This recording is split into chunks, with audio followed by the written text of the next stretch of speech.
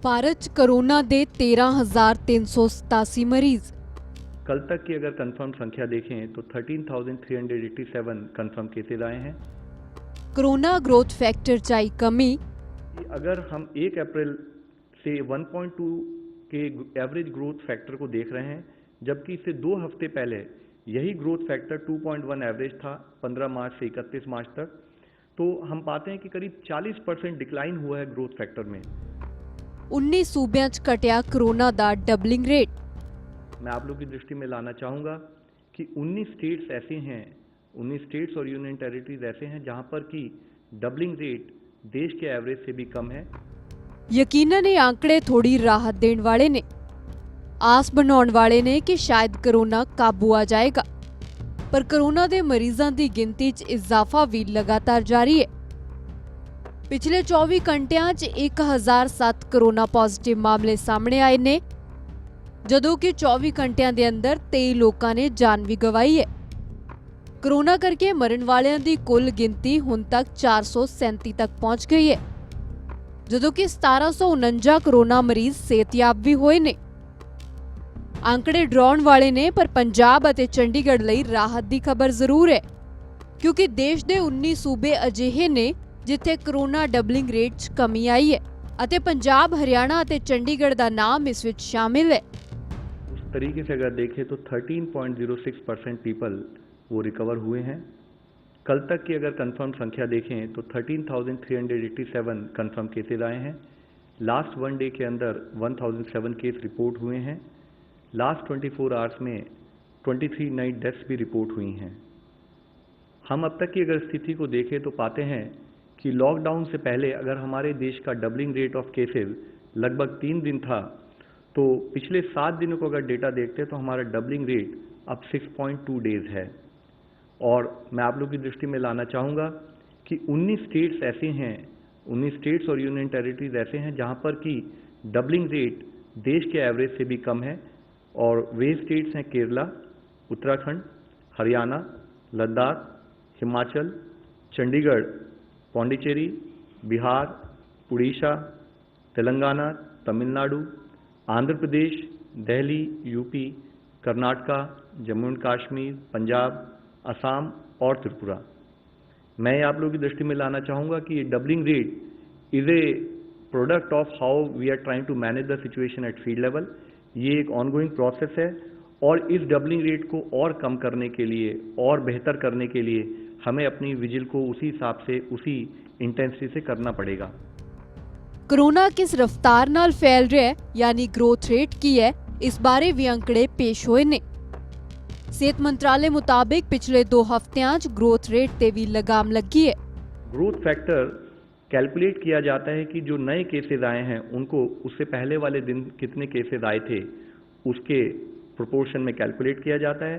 तो अगर हम इस डेटा को भी देखें तो पाते हैं कि अगर हम 1 अप्रैल से 1.2 के एवरेज ग्रोथ फैक्टर को देख रहे हैं, जबकि इससे 2 हफ्ते पहले यही ग्रोथ फैक्टर 2.1 एवरेज था 15 मार्च से 31 मार्च तक, तो हम पाते हैं कि करीब 40% डिक्लाइन हुआ है ग्रोथ फैक्टर में। और ये डिक्लाइन भी तब हुआ है जब एक साथ हम लोग दूसरी तरफ से प्रयत्न करके नंबर ऑफ केसेस जहाँ पर सैंपल्स कलेक्ट हो रहे हैं, सारी और ILI के केसेस के भी सैंपल कलेक्ट हो रहे हैं, तो हम अपना नंबर ऑफ सैंपल्स भी देश में बढ़ाते आ रहे हैं। इसी के साथ ही हमने एक आउटकम रेशियो भी कैलकुलेट किया। आउटकम रेशियो कैलकुलेट करते हैं जो केसेस रिकवर्ड हुए हैं वर्सेस जो केसेस जिनमें डेथ रिपोर्ट हुई हैं।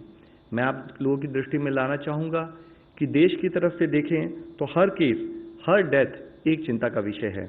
और उसी समय में लेकिन अगर हम देखें तो हमारे यहाँ पर केसेस हैं करीब 80% अगर हमारे केसेस रिकवर हो रहे हैं और 20% केसेस में डेथ अगर जैसे रिपोर्ट हुई है, तो ये दूसरे देशों से अगर कंपेयर करें तो शायद हम कुछ बेहतर कर रहे हैं और हमें इसे और बेहतर करने की हमें एफर्ट करना है कि हम अपना ट्रीटमेंट और केयर फर्दर इंप्रूव करते रहें ताकि हम इस रेशियो में फर्दर इंप्रूवमेंट ला सकें। सेहत मंत्रालय ਵੱਲੋਂ ਲੋਕਾਂ ਨੂੰ ਸਾਵਧਾਨੀ ਵਰਤਣ ਦੀ ਤਾਕੀਦ ਕੀਤੀ ਗਈ ਹੈ। ਹਾਲਾਂਕਿ ਟੈਸਟਿੰਗ ਸਮਰੱਥਾ ਵਧਾਉਣ ਦਾ ਵੀ ਦਾਅਵਾ ਹੋਇਆ ਤਾਂ ਜੋ ਬਿਮਾਰੀ ਨੂੰ ਵੇਲੇ ਸਿਰ ਕਾਬੂ ਕੀਤਾ ਜਾ ਸਕੇ। साथ ही 5 lakh rapid antibody test kits सभी राज्यों और जिलों में जहां पर भी हाई केस बर्डन नोट किया गया था वहां वितरित किए जा रही हैं। टेस्टिंग कैपेसिटी को बढ़ाने के लिए भी अपनी 30 लैब्स का योगदान दिया है। हमारे एफर्ट्स प्राइमरीली फोकस्ड हैं न्यू रैपिड और एक्यूरेट डायग्नोस्टिक किट्स बनाने में, जो कि अपना रिजल्ट 30 मिनट में दे सकें। साथ ही इनोवेटिव पूलिंग स्ट्रैटेजीज बनाने में, ताकि हम लिमिटेड टेस्ट होते हुए भी अगर उसको और एक्सपैंड करना चाहें, larger number of people cover करना चाहें, उसके लिए काम कर सकें। इसके साथ ही इंडिजिनस सिंथेसिस, जो क्रिटिकल कंपोनेंट्स हैं हमारे को डोमेस्टिकेट प्रोडक्शन के लिए, उसको हम कैसे बढ़ाएं, उस पर एफर्ट्स हो रहे हैं। साथ ही वायरल सीक्वेंसिंग, जिसके द्वारा हम एपिडेमियोलॉजी और पोटेंशियली इंपॉर्टेंट म्यूटेशंस को आइडेंटिफाई कर सकें, उस पर काम चल रहा है। इसके साथ ही वैक्सीन डेवलपमेंट की दिशा में inactivated virus, antibodies to major antigens, monoclonals और आरएनए बेस्ड वैक्सीन पर भी काम किया जा रहा है। ग्रोथ रुक गई है, ਡਬਲਿੰਗ ਰੇਟ ਵੀ ਘਟ ਗਿਆ। ਇਹ ਤਾਜ਼ਾ ਅੰਕੜੇ ਨੇ, ਪਰ ਹੁਣ ਤੱਕ ਪਿਛਲੇ 2.5 ਮਹੀਨਿਆਂ 'ਚ ਜਿਸ ਤਰ੍ਹਾਂ ਨਾਲ ਕਰੋਨਾ ਨੇ ਪੈਰ ਪਸਾਰੇ ਨੇ, ਉਸਨੇ ਸਥਿਤੀ ਵਿਗਾੜ ਜ਼ਰੂਰ ਦਿੱਤੀ ਹੈ। ਭਾਰਤ ਵਿੱਚ 23 ਜਨਵਰੀ ਨੂੰ ਪਹਿਲਾ ਕੇਸ ਰਿਪੋਰਟ ਹੋਇਆ ਸੀ। ਕੇਰਲ ਦਾ ਨੌਜਵਾਨ ਵੁਹਾਨ ਤੋਂ ਘਰ ਵਾਪਸ ਪਰਤਿਆ ਸੀ। 2 ਮਾਰਚ ਨੂੰ ਦਿੱਲੀ ਅਤੇ ਹੈਦਰਾਬਾਦ 'ਚ ਇੱਕ ਮਾਮਲਾ ਦਰਜ ਕੀਤਾ ਗਿਆ। ਦੋਵੇਂ ਲੋਕਾਂ 'ਚੋਂ ਇੱਕ ਇਟਲੀ ਅਤੇ ਇੱਕ ਦੁਬਈ ਦੀ ਯਾਤਰਾ ਕਰਕੇ ਪਰਤਿਆ ਸੀ। ਇਸ ਦੇ ਮਗਰੋਂ ਭਾਰਤ 'ਚ ਕਰੋਨਾ ਮਾਮਲਿਆਂ 'ਚ ਉਸ ਵੇਲੇ ਵੱਡਾ ਇਜ਼ਾਫਾ ਹੋਇਆ ਜਦੋਂ ਦਿੱਲੀ ਤੋਂ ਮਰਕਜ਼ ਵਾਲਾ ਮਸਲਾ ਸਾਹਮਣੇ ਆਇਆ। ਮਰਕਜ਼ ਦੇ ਵਿੱਚ ਵੱਡੀ ਗਿਣਤੀ 'ਚ ਤਬਲੀਗੀ ਜਮਾਤੀ ਇਕੱਠੇ ਹੋਏ ਸਨ, ਜਿਨ੍ਹਾਂ 'ਚੋਂ ਕੁਝ ਆਪਣੇ ਸੂਬਿਆਂ 'ਚ ਵੀ ਪਰਤ ਚੁੱਕੇ ਨੇ, ਜਿਨ੍ਹਾਂ ਦੀ ਸਰਕਾਰ ਵੱਲੋਂ ਤਲਾਸ਼ ਕੀਤੀ ਗਈ ਅਤੇ ਫਿਰ ਜਮਾਤੀਆਂ ਦੇ ਕਰੋਨਾ ਟੈਸਟ ਵੀ ਕਰਵਾਏ ਗਏ। ਫਿਲਹਾਲ ਪੂਰੇ ਸੂਬੇ 'ਚ 13,000 ਤੋਂ ਵੱਧ ਕਰੋਨਾ ਮਰੀਜ਼ ਨੇ। ਇੱਕ ਨਜ਼ਰ ਪਾਉਂਦੇ ਹਾਂ ਕਿ ਕਿਹੜੇ ਸੂਬੇ ਵੱਧ ਪ੍ਰਭਾਵਿਤ ਨੇ।